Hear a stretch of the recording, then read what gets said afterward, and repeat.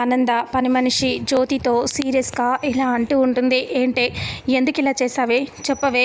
నా కోడలు శరణ్య నీతో చెప్పుకునేనంత తెలివి తక్కువైందేమీ కాదు. నువ్వు ఎందుకు ఇలా చేసావు, అసలు నీతో ఎవరు చేయించారో చెప్పు అని అంటే, లేదమ్మా నేను చేయలేదు అని అంటే, చెప్తావా లేదా అని అంటూ కొట్టబోతుంది ఆనంద. కొట్టడానికి చెయ్యెత్తేసరికి వద్దమ్మా చెప్తానమ్మా చెప్తాను అని అంటూ పని మనిషి అంటుంది. అలా అనేసరికి చెప్పు, ఎవరు నీ చేత చేయించారు. నా కోడలు ఇలా వాళ్ళ కాపురం గురించి తనకి తన భర్తకి తప్ప కనీసం నాకు కూడా తెలియదు. వాళ్ళిద్దరూ అన్యోన్యంగా లేరు అని చెప్పేసి ఇంట్లో వాళ్ళకి ఎవ్వరికీ కూడా తెలియదు. నీకెలా తెలుస్తుందే, నీకు తను చెప్పుకోదు, మరి నీకెలా తెలిసింది, అసలు ఇది ఏంటి విషయం, దీని వెనకాల ఎవరున్నారు చెప్పు అని అంటూ సీరియస్గా అంటుంది. అలా అనేసరికి చెప్తానమ్మా, అది అనన్య అమ్మగారే చెప్పారు అలా చేయమని. అసలు ఈ మందు గురించి ఇవన్నిటి గురించి ఆ అమ్మగారు చెప్తేనే నేను చేశానమ్మా. డబ్బులకి కక్కుతిపడి చేశాను, నన్ను క్షమించండి అమ్మా, నన్ను క్షమించండి అని జ్యోతి అంటుంది. అలా అనేసరికి హాల్లో అందరినీ వెళ్ళు అని అంటూ ఆనంద అంటుంది. హాల్లోకి అందరూ వచ్చి నిలబడతారు పిలిచేసరికి. ఇక అప్పుడే ఆనంద, శరణ్య, అనన్య అందరూ అక్కడికి వచ్చేస్తారు. అనన్య కంగారుగా ఇలా ఆలోచిస్తూ ఉంటుంది. ఏంటి అందరూ ఇక్కడ మీటింగ్ పెట్టారు అంటే ఇప్పుడు ఏదైనా చేస్తారా ఏంటి అని అనుకుంటూ ఉంటుంది. అంటే నా విషయంలో ఏం ప్రాబ్లం లేకపోతే సరిపోతుందిలే అని అనన్య ఆలోచిస్తూ ఉంటుంది. ఆ తర్వాత ఆనంద ఇలా అంటూ ఉంటుంది. అక్క, శరణ్య దర్శన్ని ఫుడ్ పాయిజన్ అయ్యేలా చేసి మందు పెట్టింది ఫుడ్లో కదా అని అంటే, అవును ఆనంద, అది నా కళ్ళతో నేను చూశాను అని అంటూ లీలావతి అంటుంది. అప్పుడు ఆనంద ఇలా అంటుంది, మరి అలా ఫుడ్ పాయిజన్ తన భర్తకి తను పెట్టి చంపాలని ఏ భార్య కూడా అనుకోదు కదక్క అని అంటూ ఆనంద అంటే, అవును నిజమే, కానీ అంత పాపానికి శరణ్య ఎందుకు ఒడిగొట్టిందో నాకు తెలియట్లేదు ఆనంద అని లీలావతి అంటుంది. అలా అనేసరికి ఇక ఒక్కసారిగా ఆనంద సీరియస్గా ఇలా అంటూ ఉంటుంది. అసలు దర్శన్ తినే భోజనంలో విషం పెట్టి దర్శన్కి అలా అయ్యేలా చేసింది శరణ్య కాదు అని అంటే, మరి ఇంకెవరు అని అంటే, జ్యోతి చెప్పవే అని అంటూ ఉంటే అనన్య కంగారు పడుతూ చెప్పొద్దు అన్నట్టుగా తల ఊపుతూ ఉంటుంది. ఇక అప్పుడే చెప్పు జ్యోతి, అసలు ఏం జరిగిందో చెప్పు అని ఆనంద అంటుంది. అలా అనేసరికి ఇక ఒక్కసారిగా టెన్షన్ పడుతూ చూస్తూ ఉంటుంది. ఇక అది అనన్య అమ్మగారే ఆ విషయం గురించి చెప్పి అందులో పెట్టమని ఇలా శరణ్య అమ్మగారికి చెప్పాలని నాతో చెప్పించింది, అందుకే నేను చెప్పాను అంతే అని అంటూ చెప్తుంది. చెప్పేసరికి ఒక్కసారిగా షాక్ అయిపోయి అలా చూస్తూ ఉంటారు. అనన్య అంటుంది, లేదు అత్తయ్య గారు నేను చేయలేదు, నేను చెప్పలేదు అని అంటూ ఉంటే, నోర్మోయ్, ఎవ్వరు కూడా కావాలని ఇంత పెద్ద నిందని నీ మీద వేరు, నువ్వే కదా ఇదంతా చేసింది, నువ్వు చేసినందుకే కదా ఇలా చెప్తుంది అని అంటూ ఆనంద సీరియస్గా అంటుంది. అక్క, నీకు తెలియ విషయాలు చాలా ఉన్నాయి, ఇది చాలా చెడ్డది అని అంటూ ఆనంద చెప్తూ ఉంటుంది. అసలు దర్శన్ విషయంలో, శరణ్య విషయంలో ఇలా చేస్తూనే ఉంది, అసలు మీరు కనిపెట్టలేకపోతున్నారు. రోహిత్ విషయంలో కూడా ఇది చాలా తప్పుడుగా చేస్తుంది, నువ్వేమో దీన్ని నెత్తిన పెట్టుకున్నావు, ఇది మంచిది అని నువ్వు అనుకుంటున్నావక్క, కానీ ఇది అసలు మంచిది కాదు అని అంటూ ఆనంద చెప్తూ ఉంటుంది. ఇక లీలావతికి ఏం చేయాలో అర్థం కాక సైలెంట్గా ఉంటుంది.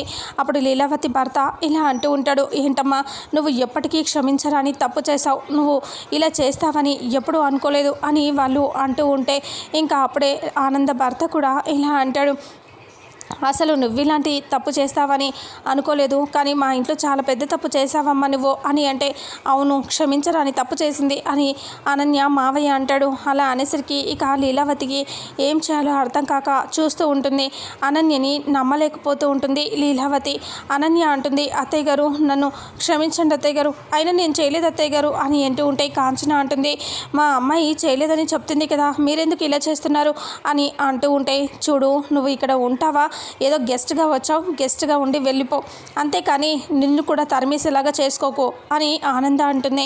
నీకేం తెలుసని, నీకు బిడ్డలుంటే ఇలాగే చేస్తావా, పని మనిషి బిడ్డ మీద ఒట్టేసింది, బిడ్డ మీద ఒట్టేసి అబద్ధం చెప్తుందా ఏ తల్లైనా అని అంటూ ఆనంద అంటుంది. అలా అనేసరికి ఇక ఒక్కసారిగా కాంచన సైలెంట్ అయిపోతుంది. అంతలో దీన్ని ఇక్కడ క్షమించి ఉండనివ్వటం కాదు, దీన్ని మెడ పట్టుకొని గెంటేయాలి అని ఆనంద అనన్య మెడ పట్టుకొని గెంటేస్తూ ఉంటుంది. శరణ్య వెళ్ళి లగేజ్ బ్యాగులు తీసుకొని తీసుకొని వస్తుంది. అనన్యవి 2 బ్యాగులు తీసుకొని కిందకి వచ్చేస్తుంది. మెడ పట్టుకొని అనన్యని బయటికి గంటేసరికి రోహిత్ వస్తాడు. రోహిత్ అనన్యని కింద పడిపోతే పట్టుకుంటాడు.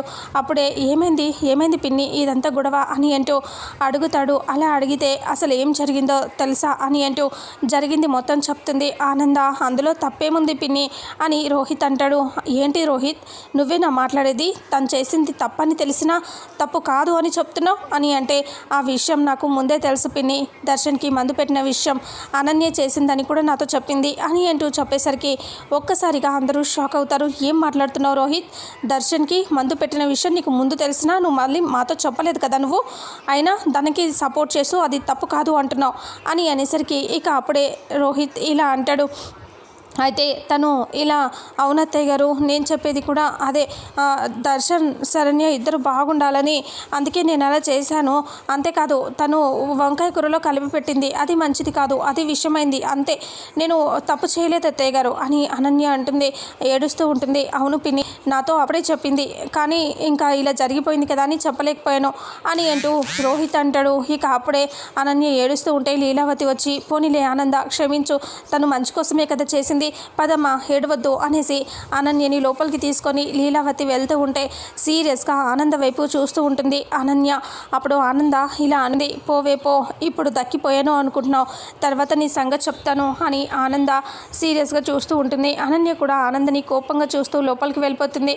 రోహిత్తో మళ్ళీ అనన్య మాట్లాడుతూ ఉంటుంది. అమ్మో, మీరు కానీ రాకపోయి ఉంటే నా పరిస్థితి ఏంటండి, నన్ను గెంటేసేవాళ్ళు. అంటే చూడు అనన్య, నువ్వు అన్నిట్లో తలదూర్చకు, ఈ విషయం కూడా ముందు నాతో చెప్పావు కాబట్టి బతికిపోయావు, లేదంటే నీ పరిస్థితి ఏంటి ఒకసారి ఊహించుకో అని అంటూ రోహిత్ అంటాడు. అయినా ఇలాంటి విషయాలు పక్కన పెట్టేసాయి అని అంటూ అప్పుడు అనన్య అంటుంది, రోహిత్ ఏవండి, మీరు దర్శన్ విషయంలో కొంచెం జాగ్రత్తగా తీసుకోండి, దర్శన్కి హాస్పిటల్ చూపించండి అని ఇలా చెప్తుంది. సరే అని రోహిత్ అంటాడు. ఆ తర్వాత అనన్య కాంచన ఇద్దరు మాట్లాడుకుంటూ ఉంటారు. ఇంకా కొంచెం సేపట్లో నిన్ను బయటికి గెంటేసేవాళ్ళమ్మి అని అంటూ అంతలో శరణ్య అక్కడికి వస్తుంది. ఏంటక్క, ఒక నిమిషంలో బావగారు కానీ రాకపోయి ఉంటే నీ పరిస్థితి ఏంటి ఆలోచించుకుంటున్నావా? నిన్ను బయటికి గెంటేసేవాళ్ళు కదక్క అని అంటూ ఉంటే ఇంకా అప్పుడే అనన్య కోపంగా చూస్తూ ఉంటుంది. అప్పుడు శరణ్య ఇలా అంటుంది, ఇంకా తప్పిపోయింది అనుకోకక్క, ముందు ముందు ఉంటుందిలే, నువ్వు చేసిన పాపాలన్నిటికీ పండే టైం ఒకటి వస్తుందిలే అని శరణ్య అనన్యకి గట్టిగా వార్నింగ్ ఇస్తూ ఉంటుంది.